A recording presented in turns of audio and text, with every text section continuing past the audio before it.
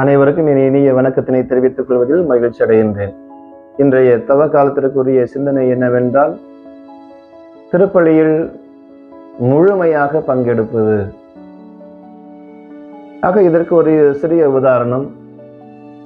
மரியா என்கின்ற சிறுமி பள்ளிக்கூடத்திற்கு செல்கின்றார். பள்ளிக்கூடத்திற்கு சென்ற பொழுது ஆசிரியர் வினவுகின்றார், நேற்றைய நாள் ஞாயிற்றுக்கிழமை கடன் திருநாள். ஆகவே அந்த கடன் திருநாளில் யாரெல்லாம் முழுமையாக பக்தியோடு திருப்பலியில் பங்கேற்றது என்ற கேள்வியை எழுப்புகின்றார். அப்பொழுது மாணக்கர்கள் ஒவ்வொருவரும் ஒவ்வொரு பதிலை சொல்லிக் கொண்டிருக்கிறார்கள். அப்பொழுது மரியா எழுந்து உண்மையை சொன்னார். டீச்சர், நான் ஆலயத்திற்கு செல்கின்றேன், திருப்பலியில் பங்கெடுக்கின்றேன். ஆனால் அது எனக்கு ஒரு சலிப்பாக தோன்றுகிறது. அடிக்கடி ஏற்கனவே சொல்லப்பட்ட ஜபங்களாக இருக்கிறது, அது எனக்கு சலிப்பாக இருக்கிறது. மேலும் எனக்கு கவனச்சிதறலாக இருக்கிறது. ஆகவே நான் முழுமையாக பங்கேற்க முடியவில்லை என்று சொல்லுகின்றார். அப்பொழுது ஆசிரியர், திருப்பலி என்றால் என்ன? திருப்பலியில் ஏன் நாம் முழுமையாக பங்கேற்க வேண்டும்?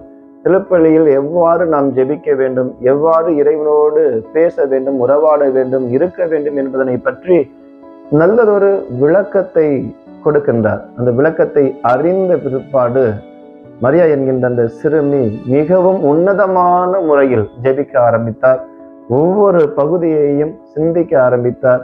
ஒவ்வொரு பகுதியையும் சிந்திக்க ஆரம்பித்ததோடு மட்டுமல்லாமல் தியானிக்க ஆரம்பித்து அவருடைய வாழ்க்கையை முன்னேற்றம் அடைய கண்டு கொண்டார்.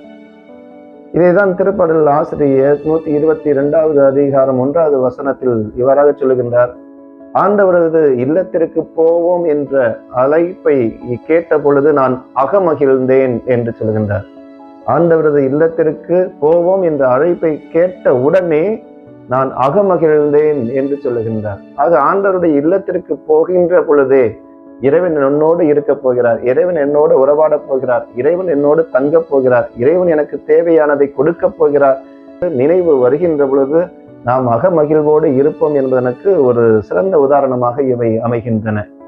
ஆகவே நம்முடைய வாழ்க்கையில் திருப்பலிக்கு சென்றோம் என்றால் சலிப்பு தட்டக்கூடியதாகவோ அல்லது கவனச்சிதறலாகவோ இருந்த அந்த திருப்பலியில் இருந்து மீண்டு வந்தோம் என்றால், நிறைவு பெற்று வந்தோம் என்றால், அவற்றினுடைய நிறைவான பலனை நாம் ஒருபோதும் அடைய முடியாது.